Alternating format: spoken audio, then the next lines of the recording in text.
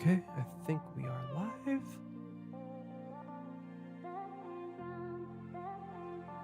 Sweet. I see the stream. I will send stuff out. Yeah, I'm doing the same right now.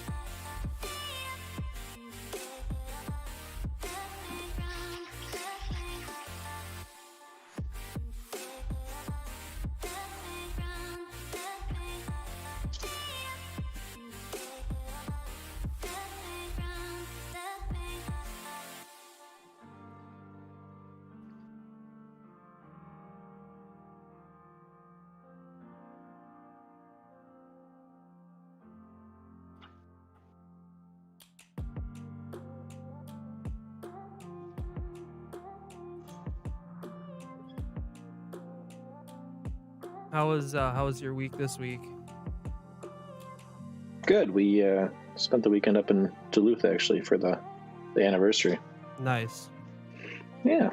How about you guys? Yeah, we had our anniversary this past week as well. I was going to say, I saw that. I forgot ours were that close.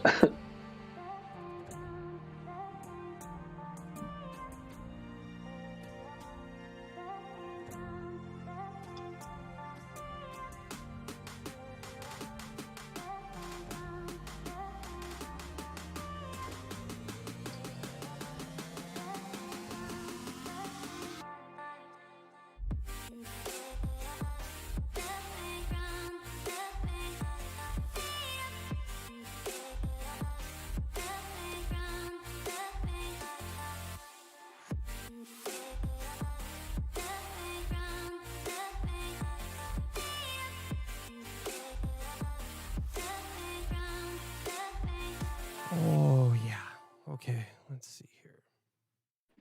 I am going to be playing this song again just because it's the longest song I have in our library as of right now. I'm going to go get something to snack on and drink here real quick. Why, are we ready to go live or? Yeah, I mean, we'll be ready to go live here shortly. I mean, I just gotta get my drinks and then I missed the second half. That we'll be ready to go. What? well, I just gotta get something to drink and then we'll be good to go. Okay, sounds good.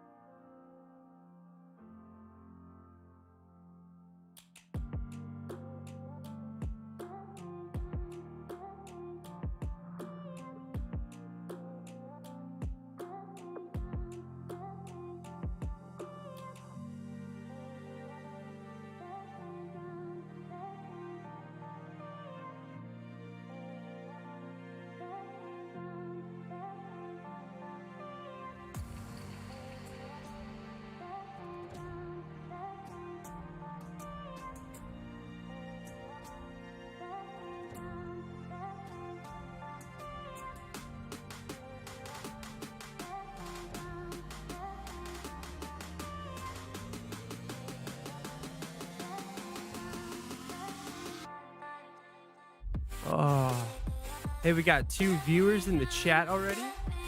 That's pretty dope. I'm all about that. Say hi, guys. We'd love to see you here.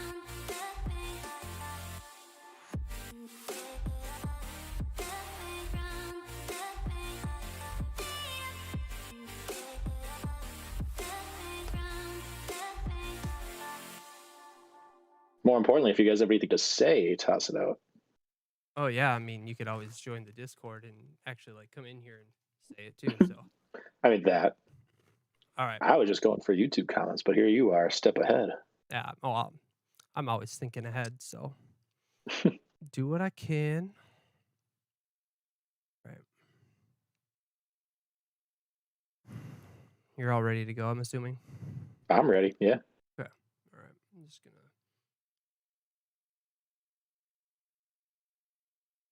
gain knob here for some music. It might be a little bit louder, but that's what you get.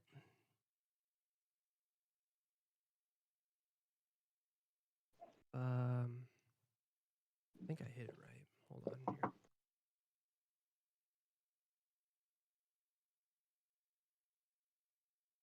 Yeah, that should be right. Cool and man. Let's go down over here. We are going to hit the record button. Cool. Let's go.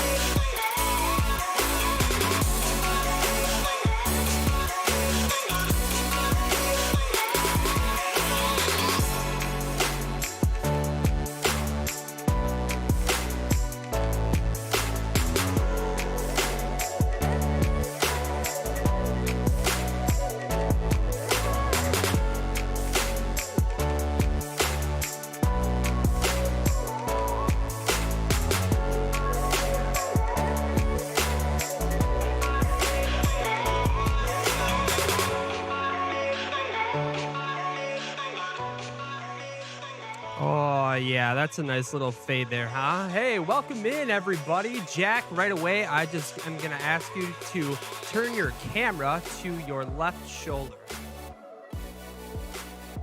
I like it. All right, cool. What up, everybody? This is the Victorious POD. I am your lovely host, Walters, and Jack over there. Jack, say hello to everybody out there. Hiya, folks. I would say I think you're muted, but you got it all. No. Right? Ventriloquism. Right. Yes. All right. This is the Victorious POD. We are a fantasy football podcast and live stream.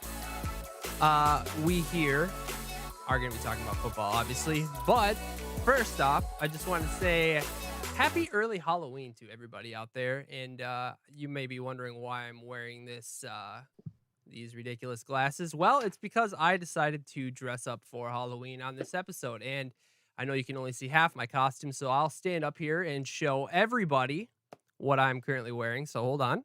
Oh, God, my eyes. Look at that, huh? So Pretty swaggy. Hold on one sec. I can't hear you. I got to plug my headphones back in. Okay, go ahead. Well, first I said, "Oh God, my eyes," when I heard you were standing up, but it's pretty swaggy. I have to say, I'm liking the full outfit. Yeah, came together well. I got the old school MTV shirt. I've got the 80s Zubas going on, and I've got the glasses that were from the 80s. So I'm supposed to be a fan of the 80s.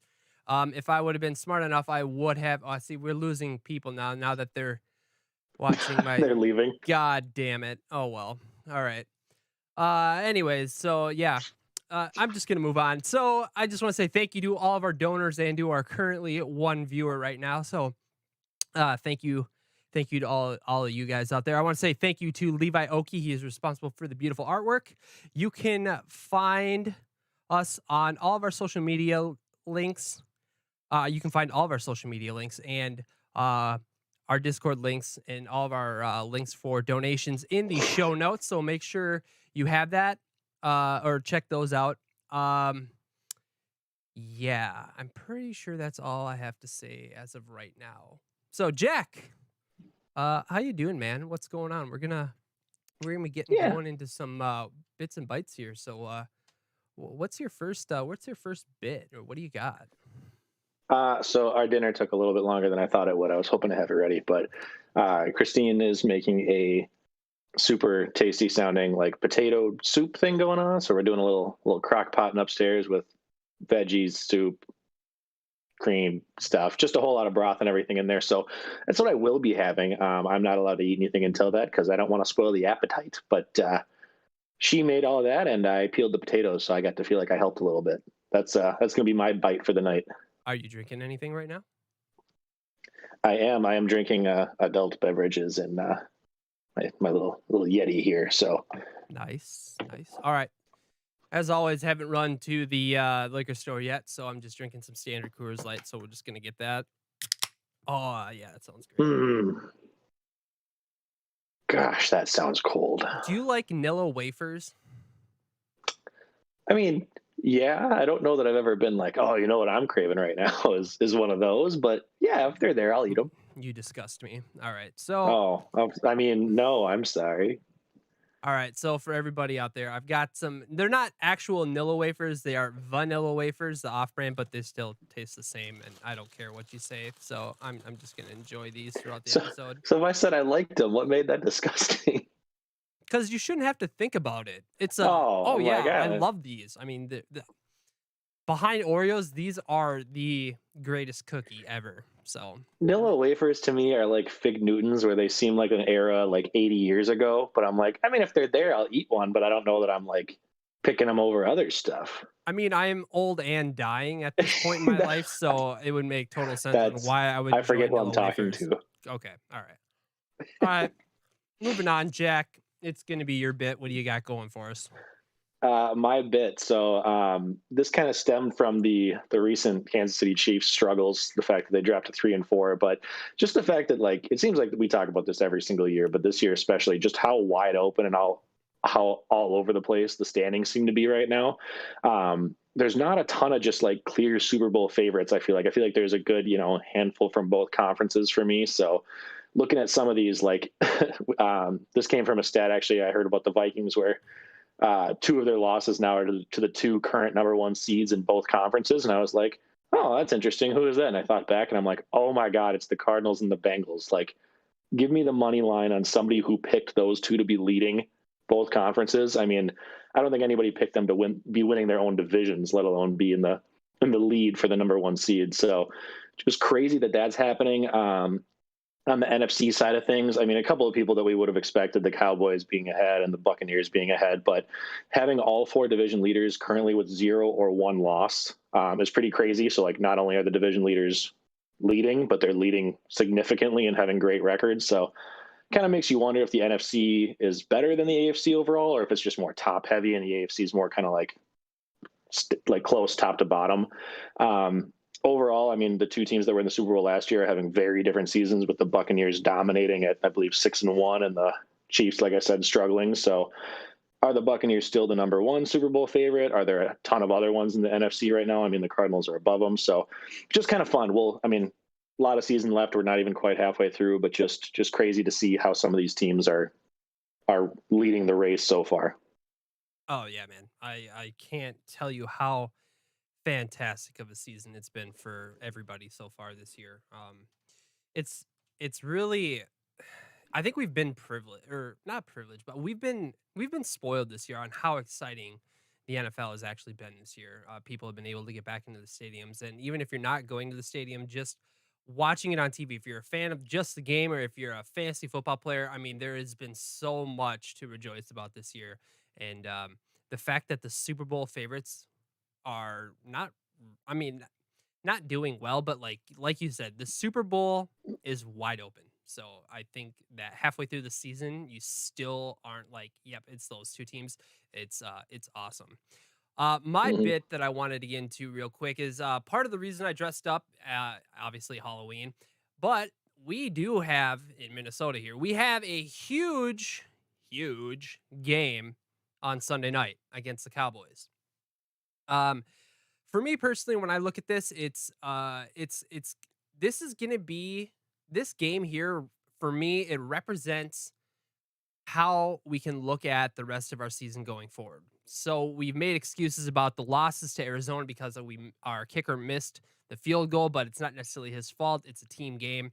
The Bengals, we thought we were playing down to a team. They're better than we are. So this game here is going to represent, I think, how well we can actually gauge the Minnesota Vikings season going forward. If we're able to pull off a victory against the Cowboys, which I think we can do, I think it's within the cards.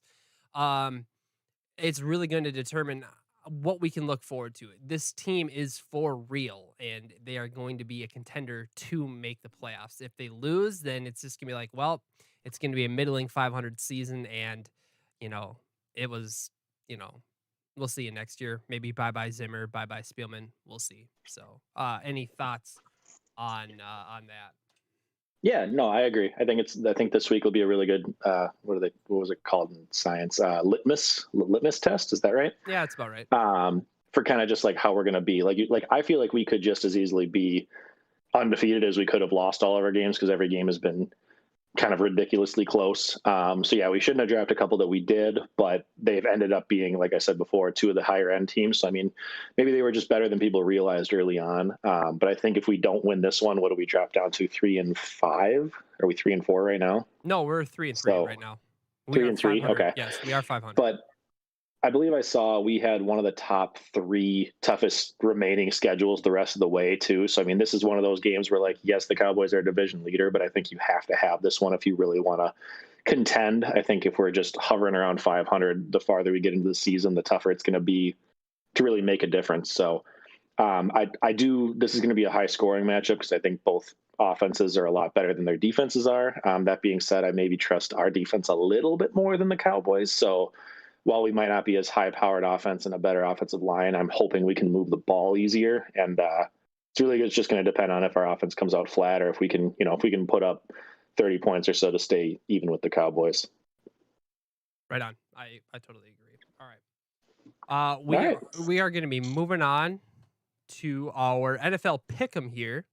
And Yes. yes, sir. I'm going to be writing down NFL at. Okay, cool. Jack, what happened in the NFL pick'em this past week? Yes. A quick rundown. As we get farther into the season, it's going to start to get a little bit more spread out. But for now, we had myself, and Garlic as the only two that picked the Saints over the Seahawks. They barely squeaked it out, so we both got a win there. Walters and Jag were both correct with Cleveland over Denver, both of them moving up to 4-0. We had Connor incorrectly picked the 49ers over the Colts, and so did Brandon, so they both got a loss there. Alex correctly picked Green Bay over Washington. Foster incorrectly picked the Dolphins over Atlanta. Embarrassing, the Dolphins couldn't get that done. And Luke, on the flip side of your pick, picked Denver over Cleveland and was incorrect also. So we had 5 right picks and 4 wrong picks to kind of spread the group out a little bit. Okay. And just to reiterate, if you want to get in on this, we are going to be doing winning percentage by the end of the whatever week 17, whatever. So you still have time to get in. So please join the Discord, which is found in the show notes, and join along with us. Jack, what do we have going on this week for our picks?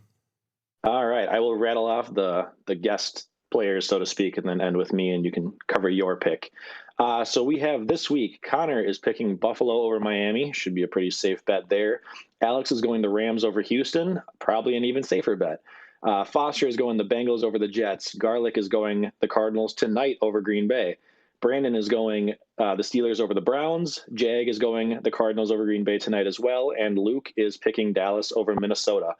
I am going to be joining Foster actually and going with the Bengals over the Jets because they're not even starting Zach Wilson. Like he got hurt and they're going to be starting this Mike White guy who couldn't even beat how terrible Zach Wilson's looked. So locking mine in. How about you? I am going with Jacksonville over Seattle. Ooh, okay. I think it's a tough matchup, but I have more faith in Trevor Lawrence than I do in Geno Smith. Agreed. And I'm with you there. and That's if a I'm good way to get able, Jacksonville out of the way. if I'm able to get Jacksonville out of the way, it's going to help me. So I didn't realize that Jag was also 4-0. That kind of He is, frustrates me yeah. because I thought I I mean, was the only one that was 4-0. nope.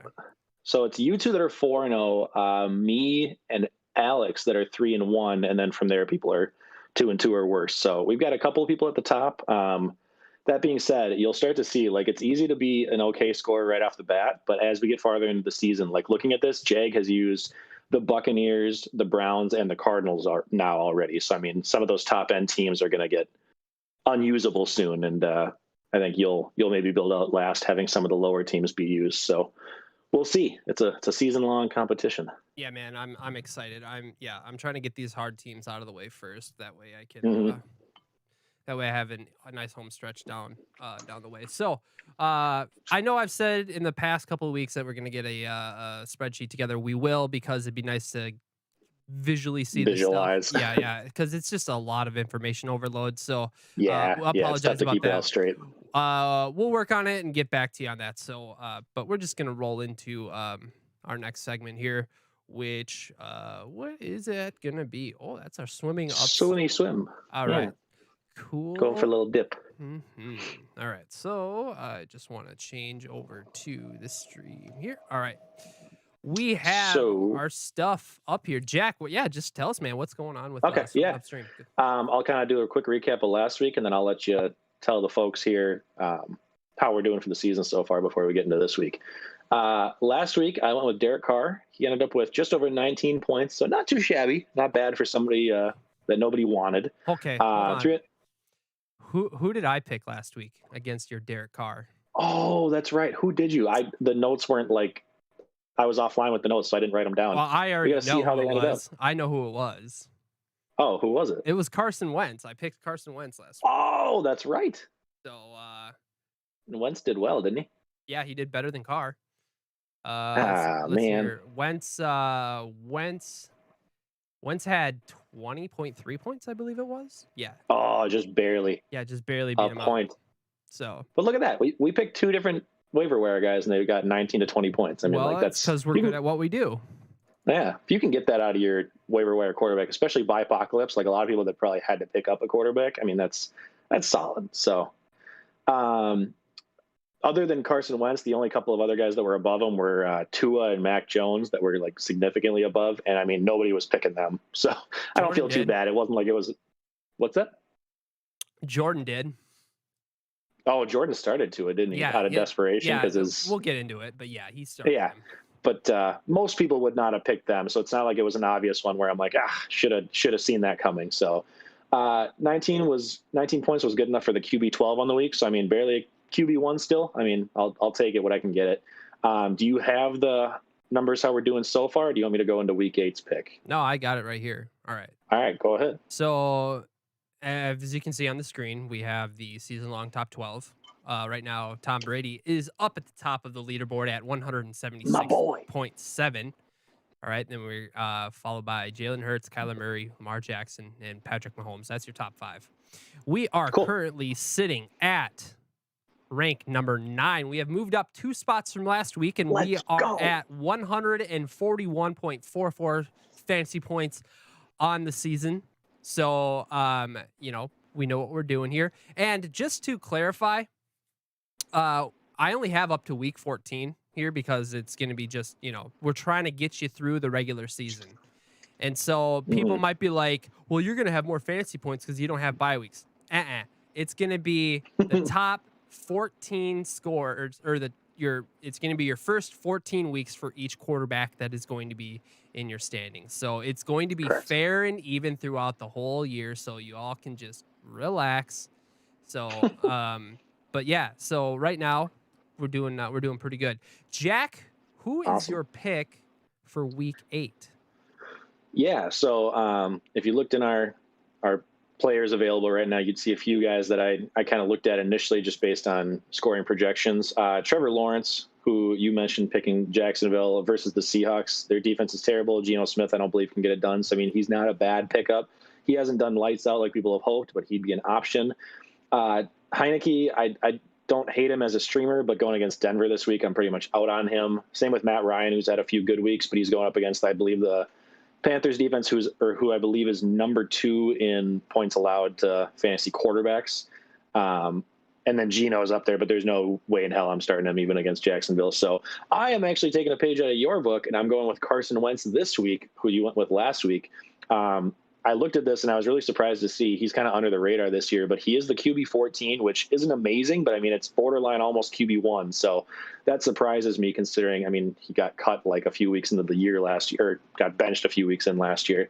He did struggle against Tennessee last time, who's their opponent this week, but they're at home now and he's been getting more comfortable in recent weeks.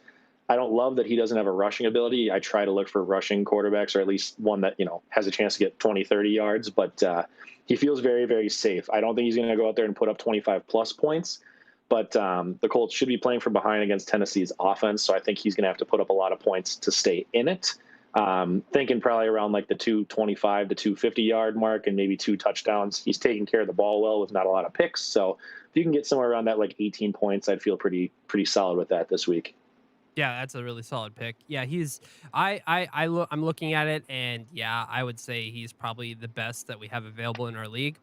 To go up against you this week, I'm actually going to be picking Trevor Lawrence against Seattle. I'm just Okay. going to see what he can do. It's a real risky play, but like you said, there's no way in hell I'm starting Geno Smith. The only other person I was really looking at was Matt Ryan here. Yeah. But he's been just, I don't know. He's been up and down, but so is Trevor Lawrence. But for sure, I think Trevor Lawrence can have a better week than Matt Ryan this week. So we're gonna go with that. So, I don't like it. have anything else here that we need to talk about with swimming upstream. So let's get back over to here. And we are going to be rolling into our next segment, which is the tailgate zone.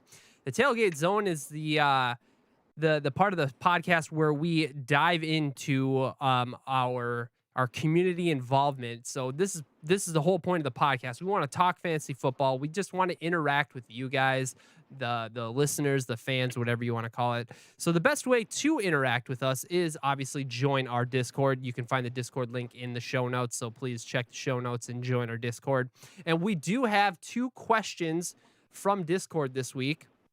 And I just also want to point out that we will be reading your guys' live chat as well. And some guy named The Goat, again, he must hate the Vikings because he says he cannot, because I'm not sure if it's a guy or a gal, can't wait for the Vikings to get their butts kicked with their being spelt completely wrong. So first off, check your spelling and get back to us. And I don't think the Vikings are going to get their butts kicked. So I mean, you don't have to wait to watch somebody get their butts kicked. You can watch the Packers game tonight. So correct. I mean, that is obviously true. All right. So Jack, what do you have for our Discord messages? What do you have those pulled up? Okay. All right. What loyal listener and supporter of the pod, Foster, wrote in. Get my monocle, my reading glasses on here. He said, do you guys believe that the NFL defenses have figured out how to scheme against the Chiefs offense, or is it a byproduct of injuries / bad offensive line play? Hill has been playing through injury most of the year, and they spent a lot of money on the offensive line, but it seems like they've been underwhelming. Do you want to take this one, or you want me to Nope, tackle? I want you to go first. Yeah, oh, you want me to go first? I see.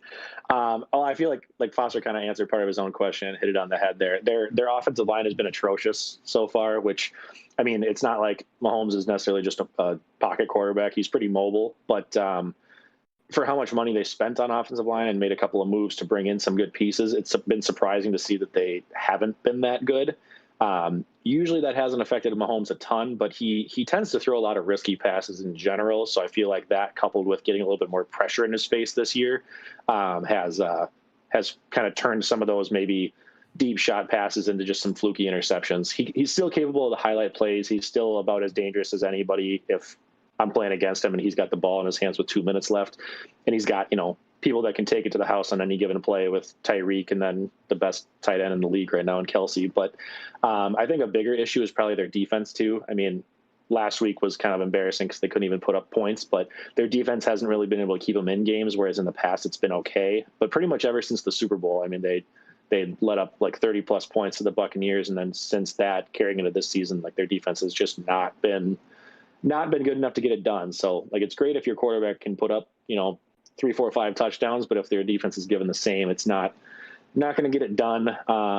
Like you mentioned, Tyreek with his injury. I mean, it's when he's pretty much on the injury report every single week too, and he's your deep threat. I mean, that really only leaves Kelsey. They don't have a third option. I know I heard Al talking about them missing Sammy Watkins, but he's right in that they just need like a third guy to be able to at least spread the ball around, especially if Tyreek's hobbled.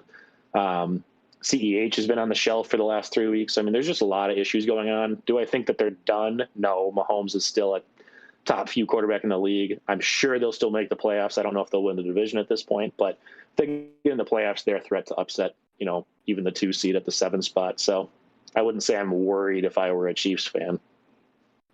I pretty much have the same thoughts as you do on that. There's only one Perfect. thing different that I just wanted to talk about. I wasn't able to necessarily watch the game. I was out doing stuff, so I was able to listen to it. And I remember specifically it was either late third quarter or fourth quarter, and I was listening to the game on the radio. And the color analyst and the play-by-play guy was absolutely just ripping Mahomes just on, not being accurate, doesn't, he's frustrated or whatever. And to me, I'm thinking to myself, is Mahomes hurt? Like, is he just working through something that's not popping up on an injury report? Because the Patrick Mahomes that I was hearing on the radio is definitely not the Patrick Mahomes that we have been used to on seeing on every Sunday. So I just wonder if, there's something that he's battling through, if that on top of everything that you just said. So I don't know, but it is concerning to see how badly he performed this past week. So I don't know if you have any thoughts on that. No, I mean, it's hard to speculate on it. Obviously, something is wrong. I don't know if it's just disconnect with the play calling or if it's just, could be a whole lot of things. Like I said, I don't think they're going to be done. There's a lot of season left. They get the Giants as a bounce back game this week, so I'm sure they'll be back to 4-4. All they need to do is make the wild card and they'll be fine. So yeah. All right. Next question. Al asked us a question.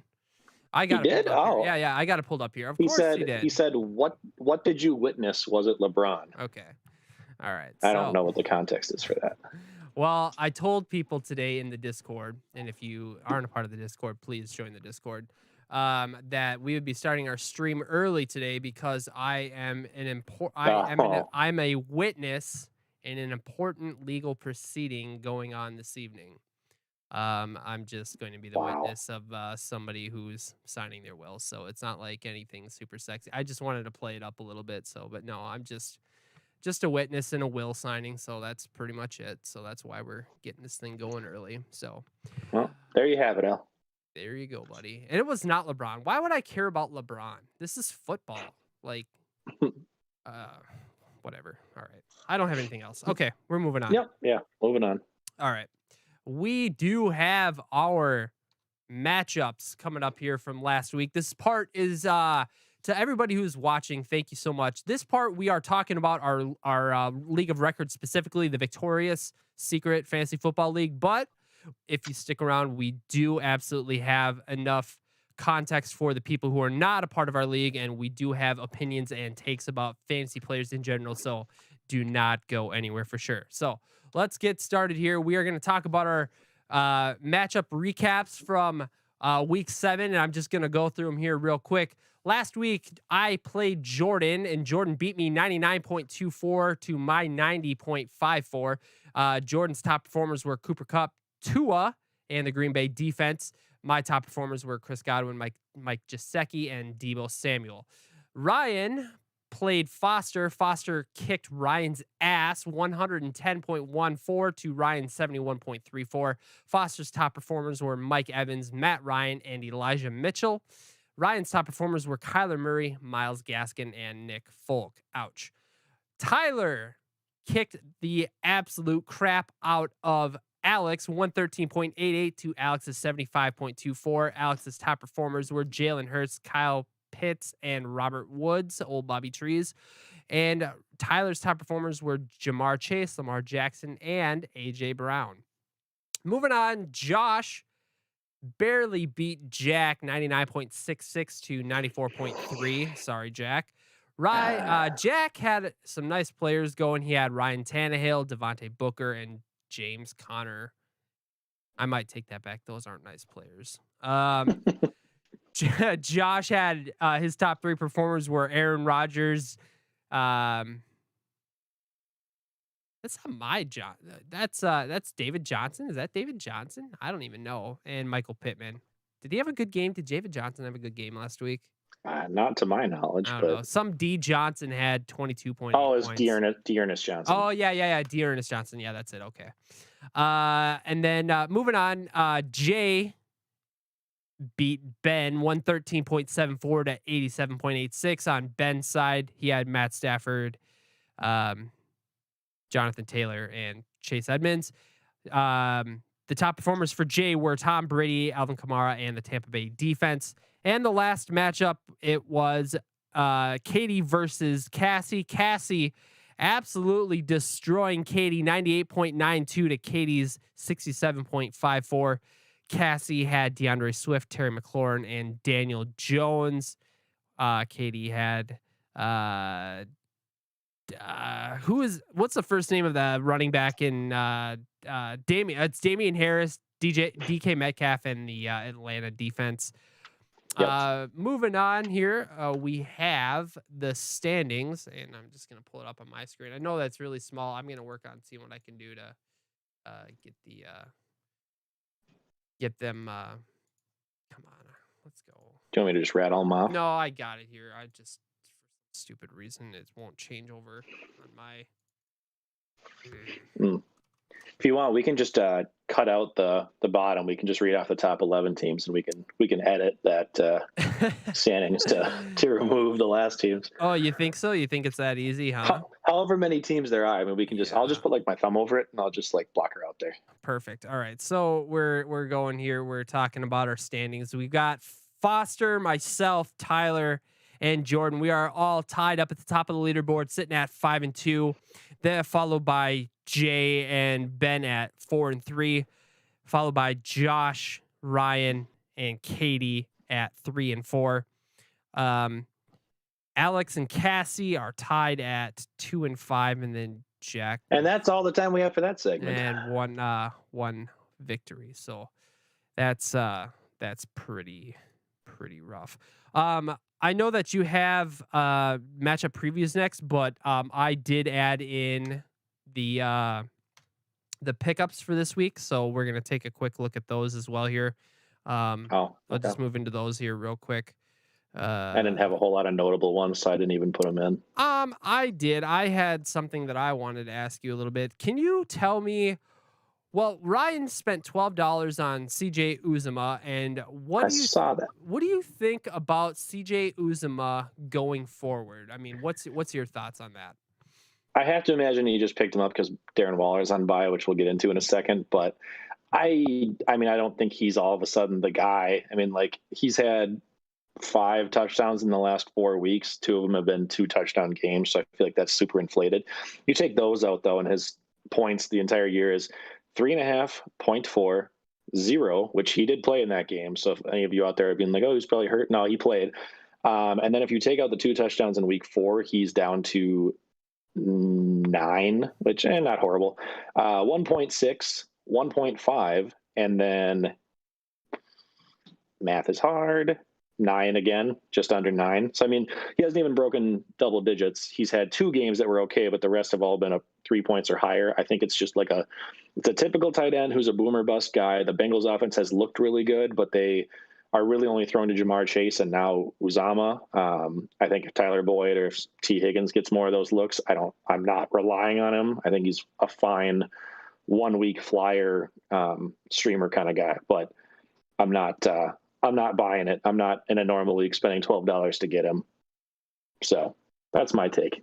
I think just because of how well Joe Burrow has been, which has been surprising, how good the Cincinnati Bengals have been, that he is an option. Like, he might not be as consistent as the top 5, and nobody ever is, but he definitely is somebody that if you're going to add him, you might be able to actually keep him on your bench because I believe he does have the opportunities and the talent around him to be able to be someone that you can plug in if your other tight end is injured or if he's just way too up and down for you.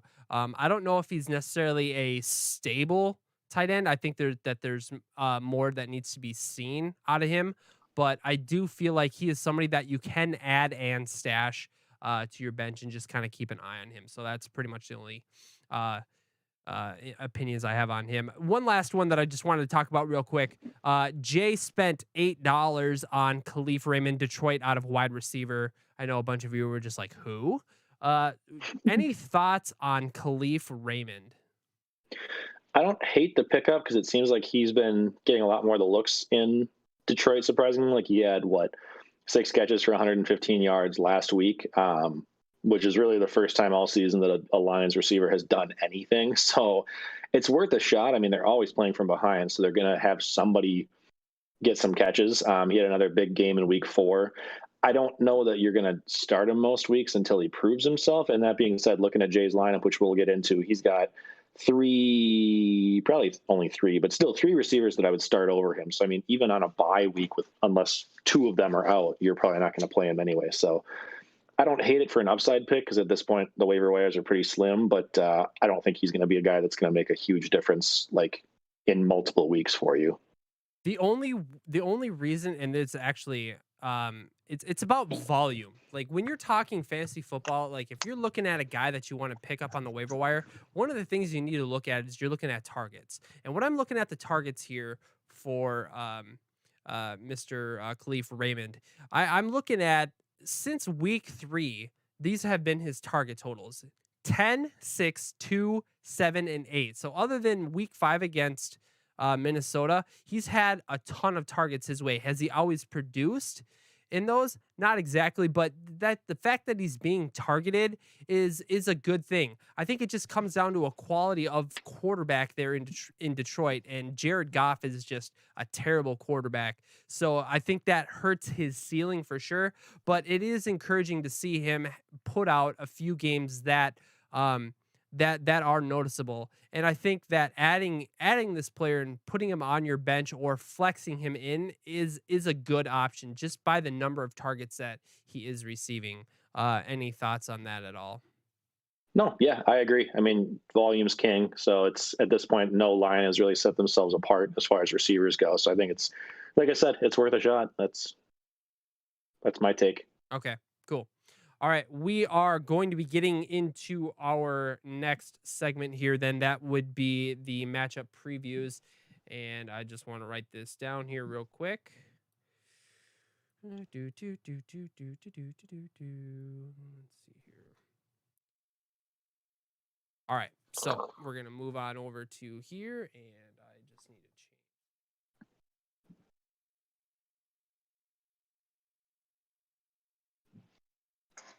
All right, so we have looking at the matchups here. I have Tyler and Cassie going first. So let's take a look at their matchup coming up here. I see that Tyler is projected 105.9 to Cassie's 100.6. It seems that they're pretty much split in their skill positions. What interests you or what concerns you in this matchup between Tyler and Cassie? Not ideal for Tyler that Lamar's on bye. So, I mean, he's starting Teddy Bridgewater, who's not going to exactly win you any weeks in fantasy. He's obviously had Derrick Henry carrying him the whole season, who's been a monster. But Henry finally had like a little bit more of a human point total last week. So I think he's projected for like 20 again, which is just absurd. 20.7. But if he can have like a normal person week, then I think it gives Cassie a good shot, combined with his backup quarterback being in. Obviously, Tyler's running backs are insane. Derrick Henry, Joe Mixon, Javonte Williams with the upside. But Cassie has a really good core of running backs 1 through 3. I feel like it's one of the only ones that could maybe rival Tyler's in the league. So looking at Cassie's team overall, I think her team's a lot better than 2-5. So her record surprises me. She's kind of gotten unlucky, but she has Dak Prescott and Dalvin Cook both back this week. I mean, the rest of her team is really, really solid. So I think she has a good chance. It's just whether or not Tyler's team explodes like it kind of has all season. So, I mean, the money's got to be on Tyler here. That would be my pick as well. But I think Cassie has a really, really good shot. I like the majority of her team overall. So could be interesting. One thing that I see here on Tyler's bench, I know people cannot see it on stream. Tyler has Zach Ertz sitting on the bench. Now, last week he received 5 targets in a very talented offense there down in Arizona. Would you be starting Zach Ertz over Noah Fant at this point? I still would probably not. It was great that he had the solid game for the first time in a while since he left since last year with Philadelphia even, but those 66 yards and a touchdown, or 66 yards and a touchdown, 47 of the yards came on one long touchdown bomb. So, I mean, beyond that, he would have had 19 yards on 4 catches. So I don't think I'd be surprised if he doesn't have like as good of a week every single week. I think you're kind of relying on a touchdown from him, which is a good chance in Arizona with Kyler, but they have a lot of other mouths to feed. Whereas Noah Fant is a solid tight end in his own. And I think it's a good option for Tyler to kind of go for it all, so to speak, where he's got Teddy starting, who is no quarterback, and he can kind of like double up on those points to maybe like squeak out some extras. Or if Teddy doesn't have a good week, he's probably going to lose anyway. So I like the stack possibility with those two. All right, and one last thing that I have about this matchup, I see that Cassie has Chuba Hubbard in her flex spot, but I see that on her bench she has Kenyon Drake. Never mind, He's on bye. And how about Khalil Herbert? Would you be interested in swapping out Chuba Hubbard for Khalil Herbert? I would be very interested. They're both kind of in the same position where they've maybe got like a week left of being the starters, so to speak. But Khalil has looked really, really good. It's at home in Chicago. So, I mean, there's that. I think that maybe the 49ers defense is maybe a little bit better than the Falcons, but it's tough. I mean, it's which one do you think is really going to be ahead? And both of their offenses have struggled so much. So I feel like it's pretty split. I would maybe go Khalil just with the hot hand a little bit more, though Hubbard's looked really, really good as he's filled in. I would actually probably lean Khalil Herbert as well. But right. I mean, it's hard to say because both quarterbacks are just terrible right now. I mean, and in football in general. I don't know. That's really tough. So, all right, we are going to be moving on to our next matchup here, and we have Jordan versus Katie.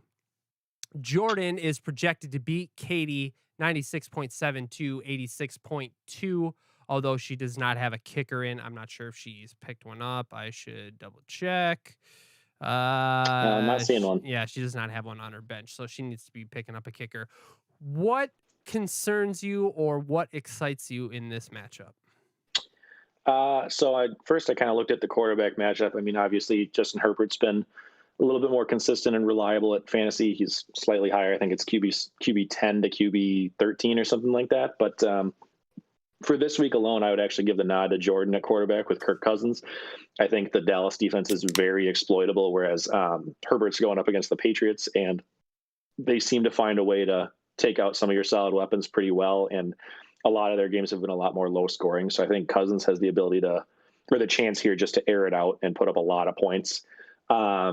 Beyond that, I think Jordan's tight end and running backs are pretty gross. I mean, Melvin Gordon splitting time and Michael Carter being on the Jets, even if he does look good, is rough. So I don't want to start those as my RB1 and RB2 versus Katie having 2 dominant, probably RB1 options this week. Overall, though, I think I ping pong back and forth, so it could be a close matchup where Jordan has the QB advantage. Katie's at running back. Jordan's receiver. Katie's tight end. So, I mean, it could really go either way. I think once Katie gets a kicker in there, it'll look a lot closer. I would maybe be a little bit more partial to Katie's side, barring how well Cousins plays. Like if he goes up and puts out like a 23 plus points, I'd give it to Jordan, but I think that's what's going to take for Jordan to win this week. Yeah, I'm looking at this is tough. I look at Katie's team and I love the names so much better, but like DK Metcalf, terrible quarterback. Like I don't know how to go, but I am going to pick Katie in this matchup just because I feel like her team is a lot more solid overall. So I am going to be picking Katie in this matchup. I don't All right. really see anything else here that's really worth talking about. So we're going to be Yeah. moving on to our next matchup here, and that is going to be Ben versus Alex. Alex right now is projected to beat Ben 97.5 to Ben's 92.5. Uh, Jack, what do you see in this matchup? Is there anything that's concerning, anything exciting? What do you got? What's exciting is this is the first matchup of the season for the Williams Bowl. So fake brothers Ben and Alex get to compete and see who mom and dad love most. Overall, I feel like I'm relating to Alex's team a lot because his top end guys, his studs, being Antonio Gibson and Diggs, have both been underperforming for most of the year. So I understand what that's like. Ben, it's been admirable to watch because his team is still doing really, really well despite tons of injury issues. I mean, he's had Montgomery and Kittle out for most of the season. Michael Thomas has been sitting on his bench. He's still holding DJ Chark, who I thought was pretty much out for the year. Don't know if he's planning on dropping him, but yeah, he's hanging in there. Thanks in large part to Stafford just dominating. So I expect that to continue, though the quarterback matchup is going to be a key for me here. The Rams should have no problem against the Texans, but I worry that maybe Stafford and the Rams get ahead so much that he doesn't really need to do a lot, and they maybe just run the ball. On the other side of the field, Hurts is just like the tale of two cities, where he's looked at like one of the worst real life quarterbacks this year, but he's like quarterback 2 in fantasy, just thanks to fourth quarter garbage time, and his running ability is just insane. So, I mean, it's great how well he's doing, but the second he has a bad week, I think it's just going to destroy you. I mean, if one of his games ended with his stats through 3 quarters, he'd have like 10 points instead of the 20 plus that he's gotten every week. So I think it's going to take another big week from Hurts for Alex to have a good chance here. But same thing, they're going up against Detroit, so they might be running the ball early and often too. Beyond the quarterbacks, I think I probably like Ben's team a little bit more, but I mean, it's pretty close. So I think the QBs will probably decide it one way or the other for me. Okay, one thing I just wanted to ask you here real quick.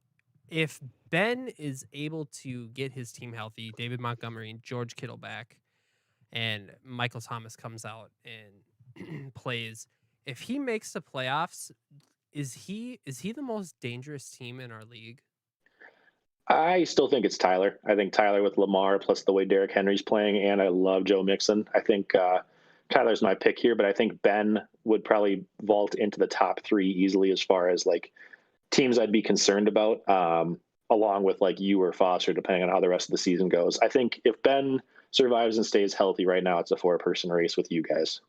Okay. So that's what I would say, though, is Tyler is my current scary, dangerous team, just with Derrick Henry on a record pace. Okay, you are wrong, and I'm going to be editing all of that out because it is my team that is the correct choice. But whatever. Okay. So sorry. All right. One last thing. You may have touched on this. I don't remember. I wasn't necessarily paying attention because Oh, I was responding to some of our wonderful comments in chat. Jalen Hurts. If you have him as hmm. a fantasy quarterback, how do you feel currently? I feel really good, assuming I can make it through next week in the trade deadline and that the Eagles don't trade for Deshaun Watson or something. Because I don't think he's going to be the long-term answer in Philadelphia in real life. So, I mean, I'd be a little worried if he were my dynasty quarterback, for example. But currently, he just runs the ball so damn much that I think he's about as safe as anybody right now. Now, credit to Alex and his pod that he has. I think he said this, or maybe it was Dave. I can't remember, but they were saying that if Jalen Hurts doesn't score you the insane amount of points in the fourth quarter and the second half, I mean, like you're not gonna be feeling good about Jalen Hurts. Right. He's not a good quarterback for That's what I'm saying. football wise. Right. Yeah. But he's done enough. In fact, he's what? I think he's the number QB2. 3. Yeah. He's the QB2 on the season in fantasy. And if he doesn't continue to put up those numbers, like it's just like how much rope do you give this guy until you just are ready to move on? Like, so it's for me, if I was Alex, I would just be praying to the fantasy gods that he's able to do enough to keep you afloat, because he does not look good when it comes to regular football. So that's pretty much all I have to say on this matchup. I am going to All be right. picking Ben in this matchup as well. So sorry, Alex. All right. Sounds good. Moving on here, we have Josh versus Jay. Currently, right now, Jay is projected 103.5 to Ben's 95.2. Jack, what are you seeing in this matchup that is concerning or exciting? Yeah, I don't have a lot on this one. I think this matchup might be like a little bit more low scoring than it's projected to be. Both quarterbacks, Rodgers and Brady, have been lights out. I think Rodgers is number 8 and Brady is the QB1 overall, but I think they're both going to have a little bit tougher of a week. Rodgers is missing his top 3 options this week. So if you have another player to play in your leagues out there, I would pivot to that. And then Brady has historically struggled against the Saints since he came to Tampa Bay. I'm sure he'll still be fine, but I don't think he's going to be doing what he did to the Bears last week, for example. So that combined with both of their RB1s in Najee and Kamara going up against tough defenses. Kamara gets the Buccaneers and Najee gets the Cleveland Browns. So I think those top 4, the 2 on each side, are going to have tougher weeks this week, and I think the rest of the teams is going to be what needs to carry them. So I will actually end up picking Jay just because I like Goddard over Tunyon and I like Cooks over Tony, but I think it'll be a closer, low scoring matchup. I see that on Jay's bench, he's got a few running backs that might be interesting. Actually, just one. So I see that he has David Johnson on his bench. Now, Houston just got rid of Mark Ingram. They traded him to New Orleans. Would you be Correct. starting David Johnson in your flex over Not Brandon against the Cooks? Rams, I wouldn't. Okay. I also see that he has Khalif Raymond on his bench. Would you start him over Brandon Cooks? No, I like the volume with Cooks. The Texans are going to be behind all day, and I think he's going to get a lot of targets. See here. How many targets is he getting? Yeah, he's averaging almost double 10. digit. Yeah, it's pretty close. I mean, It's 9, 10 targets, 8, 9, 10 targets in there. So not bad. I'm also picking Jay in this matchup as well. So we are going to be moving on to our next matchup, which is going to be you versus Ryan. And currently you are projected to win 95.4 to Ryan's 91.6. Jack, do you believe any of what you're seeing on your screen right now? No, because I think I've been projected to win in like 4 of my 7 matchups. So my team has apparently looked good to ESPN every week, but it's just not getting it done. I do finally get out of the bye issues and everything, so I get both of my receivers back, which I really, really like. Cordell Patterson and Devin Booker, 2 waiver wire guys that I wouldn't have expected to be my running backs coming into the year. I actually feel really good about starting both of them. I think they've both done really well. Booker, at least until Saquon comes back off my bench. I'm debating sliding Gainwell in there somewhere from the Eagles because Miles Sanders is out. But between all of them, Tannehill finally bounced back well last week. Travis Kelce. I'd like most of my core right now. I don't think it's going to be enough to come out of the 1-6 hole, but I wouldn't be surprised if I actually got a win this week. Ryan's 2 running backs scare the hell out of me with Zeke and Darrell Henderson. I love Henderson, especially. I've been high on him ever since preseason, but his receivers are really, really gross. I think Lockett, like you mentioned with DK, Lockett's not doing anything with Geno, and Christian Kirk's like the 3rd, maybe 4th option in Arizona right now that Ertz is there. Plus the big spender, he went and got CJ Uzama, and he's the one that beats me, so be it. I just can't see it happening.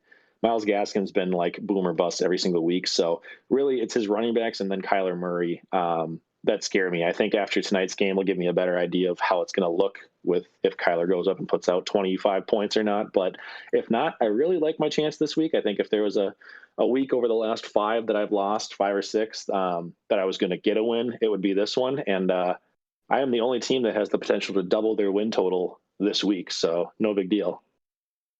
I'm looking at Ryan's team, and I find it disgusting that Tyler Lockett is still in his lineup. I mean, like, it's so, but I'm looking at his bench. Like, I see What Laviska choice does he have? Chenault. I mean, Ruggs is literally probably his best option that he has. But Put he's in on there. bye and Antonio Brown's hurt. Yeah. Yeah. I mean, you're not starting Tyler Boyd. You're not starting Cole Beasley. Chenault. I mean, maybe. Chenault, yeah, but I feel like at that point, if it's that close of a gap, I think you just got to go with the name and hope that Lockett can be lucky with a touchdown. In week 6, he had 10 targets, but I mean, other than that, you're looking at 3, 7, 4, 7, 9. So I mean, like, I don't know. It's just that's way too risky. So Yeah, I mean, I don't know. That's tough. I'm picking. I'm playing him at a good time. Yeah. Well, I am actually gonna pick you this week. Let's go. Yeah. I got to get out of the cellar so I don't lose the punishment. That's the only thing I'm playing for right now. I see. Are you like James Conner over Kenneth Gainwell? Or Rashad I mean, Bateman? Connor's been doing really well. The last 5 weeks, he's had 17, 18 and a half, almost 10, 7, and 12. He's their clear goal line option. I keep going back and forth, literally leading up to tonight's game because he's playing. Though now that I say that, I am taking him out of my flex. So people at home, pay attention. Don't play the Thursday night players in your flex spot because you can't pivot later. I'll probably end up leaving him in just because he's done well. And Gainwell, there's no guarantee between him and Boston Scott. But I'm really worried that Gainwell is going to explode. So next week, if that's the reason I lose, I'm going to be very sad. Okay. All right. I am picking you this week for the upset. All right. So that is that. All right. We are going to be moving on to our last matchup. I am going to be playing Foster this week. Right now, it seems like it's going to be the matchup of the week because of how close it's going to end. Currently, I am projected 105 to Foster's 103. I don't know where to start. Like I'm concerned about Pat Mahomes. I'm concerned about Nick Chubb. I'm concerned about Austin Eckler. I'm concerned about Debo. And I'm concerned about Foster in general because Foster, he puts up points that are just freaking insane. He's on top of the leaderboard because he has the most points for, and it's understandable. I mean, he's got Josh Allen back this week. He's stacking him with Emmanuel Sanders, who's been one of his favorite targets this season. Elijah Mitchell is going to be another beast against Chicago since Khalil Mack might not be playing. I look at this matchup, and if I'm able to win, I'm happy. Like, I'm more than happy because he has been such a good fantasy team this year. What do you see in this matchup, Jack? I mean, I don't even know where to go from here. Yeah, I mean, I think you have the huge edge at your receivers 1 through 3. Personally, I think you still have the edge at running back, but his are close. You wouldn't think Fournette and Elijah Mitchell, but they've both done really, really well. I like you said, I don't want to rehash a ton, but I love the stack with Josh Allen to Emmanuel Sanders. I think for me, if I had to guess, it's going to come down to which Buccaneers receiver ends up dominating more this week. So I think if Foster wants a chance to upset you, which I would pick you as the favorite in this one, I think it's going to have to come from like Mike Evans getting 1 or 2 touchdowns or getting like 15 plus points while maybe Godwin struggles a little bit. I think that could be the big point swinger. Anytime like 2 guys from the same team and same position are in a matchup against each other, that's kind of what I look for. But yeah, it's going to be close. There's some injury question marks and people that have had limited practice coming up. So it could change a lot from now till Sunday, but I think as of now, I would still go with you. Really, the only reason we have to worry as far as your lineup so far this year is Mahomes not playing up to his ability, and he's still averaging 23 points. I mean, if he just figures it out against the Giants, which they're not good, you could already have it wrapped up easily. So that's my 2 cents on it. Okay. I just want to catch up on chat here real quick. The goat is asking, do we play Gronk this week or not? And um, that is topical because I do have Rob Gronkowski on the bench, but my starting tight end right now is Mike Gesicki, and like, I know Gronk is just a massive target and he is a favorite of Tom Brady's, but I mean, if you're sitting in my spot, what are you doing? You have a tight end who has been performing well the last few weeks, but you have a monster of a tight end in Rob Gronkowski coming back from injury. Um, are you resting him to see what he does this week, or are you just gonna just let it all out and see if he's gonna get you the points that you're expecting? Yeah, the problem is I think Gronk is so boomer bust. Like to start the season, he had some huge games, but last year he kind of did the same too, where he would have a game where he just disappeared. So I think for you, it depends on your matchups. If your matchup's projected to be close, I think I'd take the guaranteed probably safety with Gasicki. He's had a lot of volume, and I don't think he's going to have a goose, whereas Gronk easily could. So if you're kind of playing from behind or maybe playing against like a top end team and you need the home run swing, maybe that's when you toss Gronk in. But coming off of injury, I mean, Brady still has other options to go with. And like I said before, he's struggled against the Saints. So I would probably go with the Dolphins, who I forget, I think they're playing the Bills. And if they're playing against Buffalo, yeah, they are. They're going to be behind all games. So, I mean, there might be a lot of passes coming his way. I would stick with Gesicki. Okay. Let me see here. 1 second here. Hold on. All right. So if you have, all right, if you have Gronk on the bench and you're playing, let's say you have a Dallas Goddard or Noah Fant, are you playing Gronk or are you sticking with them? I would probably go Gronk over Fant. Um, Gronk or Goddard is tough because I think Goddard could have a really explosive week too, and he's athletic. Um, ooh, probably Gronk over Goddard too, just because I like the upside. But Mm, Goddard's close. okay. What about what about like a Hunter Henry or a Dalton Schultz? I would go Gronk over Hunter Henry for sure because I think Henry is just based on touchdowns. And Schultz, I would probably go Schultz over Gronk. That's probably where I would draw the line because they're going against the Vikings, who we can't really stop tight ends very well. And I think it's going to be a high scoring matchup. So Schultz, I think, has that upside ability plus like that Gronk does. Plus he's going to have volume. Okay. All right. That's pretty much it. The goat is saying Sweet. that Jared Cook is his backup, so I'm gonna say Gross. yes. I would definitely be starting Gronk over Jared Yes, Cook Gronk. for sure. Alex Williams, just to catch up on chat one more time. Alex Williams says at 1:20 p.m. Central Standard Time, the best time zone out there. This Sunday is the over under for Josh verbally throwing in the towel. Are you over or under on that? That seems a little late to me, so I would go under. I feel like it'll take the first touchdown by whoever he's playing for him to say, "Well, good game." I'm gonna say he's probably not gonna be saying much because I'm assuming that he might have an infant on his hands by that point. So, um, for everybody out there listening, let's put our thoughts and prayers towards Josh and his wife Nikita, who are expecting a child here at any point. So, we'll just keep them in mind. So, Cool. I don't think I have anything else at this point. No. I am ready to wrap up, and I got to be heading over to my very important legal matter going on. So Yep. gonna take all We can that. call it So, then. I just wanted to say thank you to everybody paying attention. We at one point we had 8 viewers tonight, so that is amazing. Right now we are sitting at 5.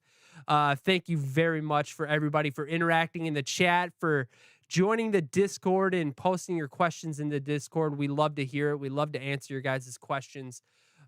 Please check the show notes to join our Discord, to donate if you like what you see or like what you hear.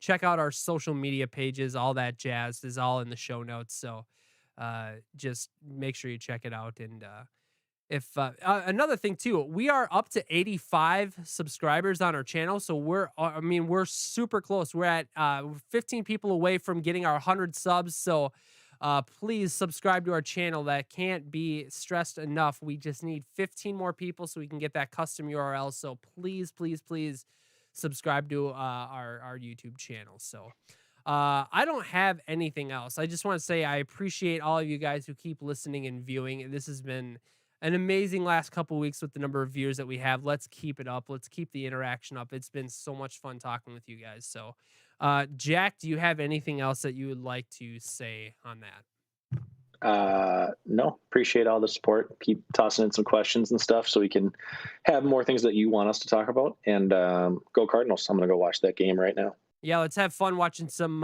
Thursday night football. Skull Vikes. Cowboys can go burn in a fiery wreck in game, of course.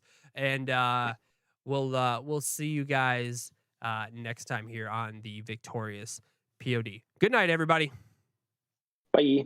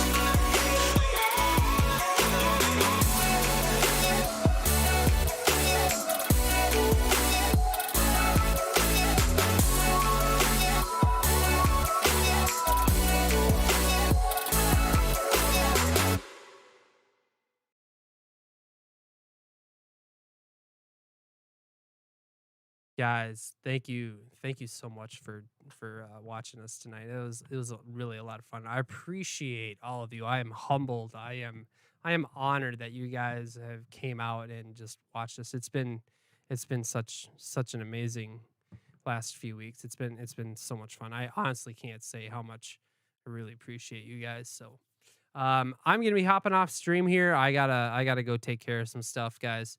But yeah, so I just again, thank you guys so much. It's been so much fun doing this. So uh be sure to keep being active in the chats. I mean, it's really important. I mean, that's why we're here. I just, I want to talk with all you guys. I want to be able to get your opinions, bounce your opinion off my opinion, whatever. So big shout out to Al and the goat and Luke for hitting us up in the chat tonight. So thank you guys very, very much. We should see you guys again next Thursday. I'm assuming it's gonna be around 6:30 again. I don't know. I know that the next coming up here in November, there's a few appointments that I have at like 5:30 or whatever. So we might have to start just a tad bit later, but we should be back next week again around 6:30. So again, we'll see you guys next week. And again, thank you so much. All right. You guys have a good night.